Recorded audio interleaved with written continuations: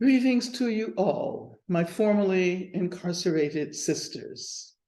A shout out to Andrea James from the National Council of Formerly Incarcerated Women and Girls in the US, and a special shout out to Debbie Kilroy from Sisters Inside in Australia. I thank and honor all of you who have come together from all over the world. Let me tell you that I deeply regret that I cannot join you in person in Bogotá for the first international convening of formerly incarcerated women. But I promise you that I am not only there virtually through this message, but I am also there in spirit.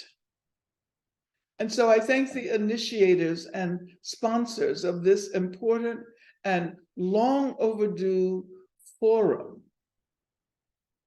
The Colombian NGOs Dirige and Mujeres, Libres, the Washington Office on Latin America, the National Council for Incarcerated and Formerly Incarcerated Women and Girls, and the Colombian Ministry of Justice.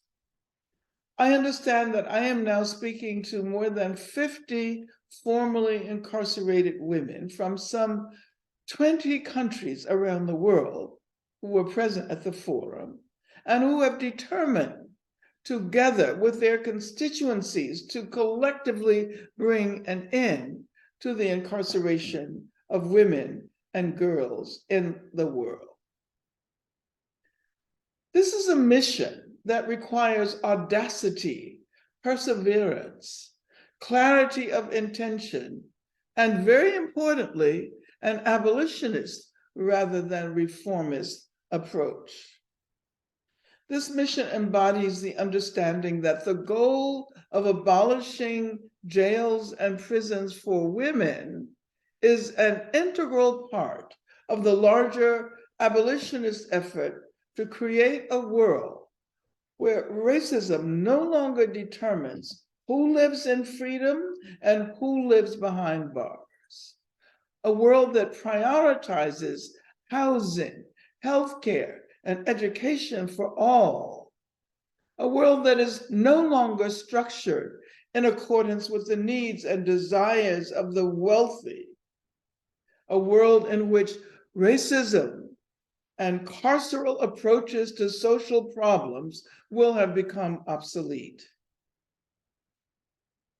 I congratulate you all for coming together in Bogotá, Colombia, where the new government, under the leadership of President Gustavo Petro and Vice President Francia Márquez Mina, is currently attempting to grapple with the prison crisis that has been ongoing in Colombia over the last decades.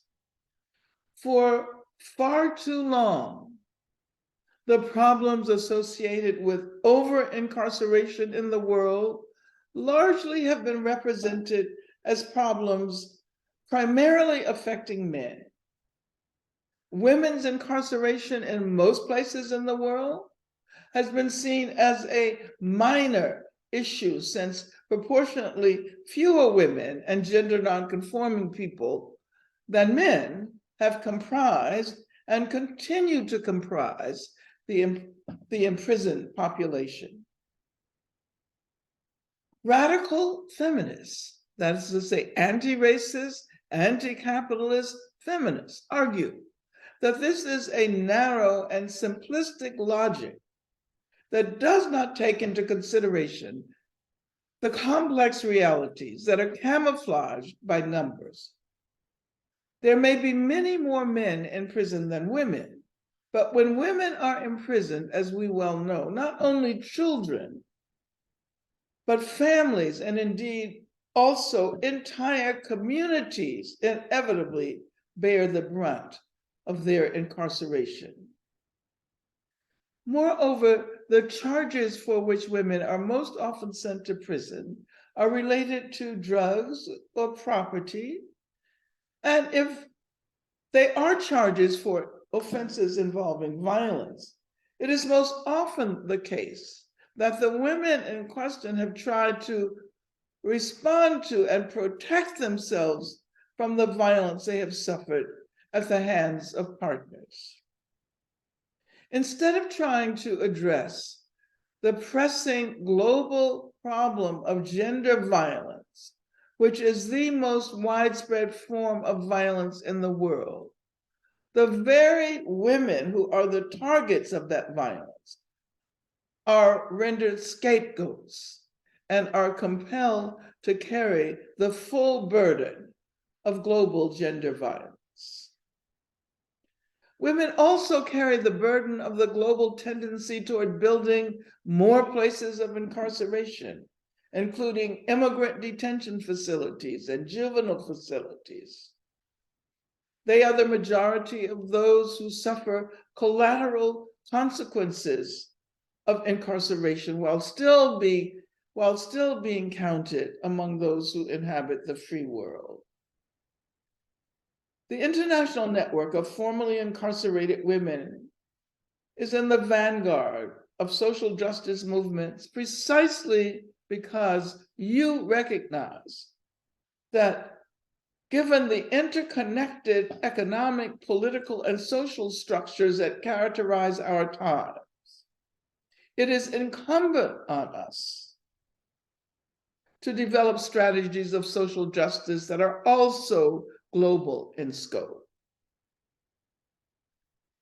You are enlivening the internationalism that has long inspired workers and radical women all over the planet, and more recently, such formations as international LGBTQ movements and international movements to rescue the environment.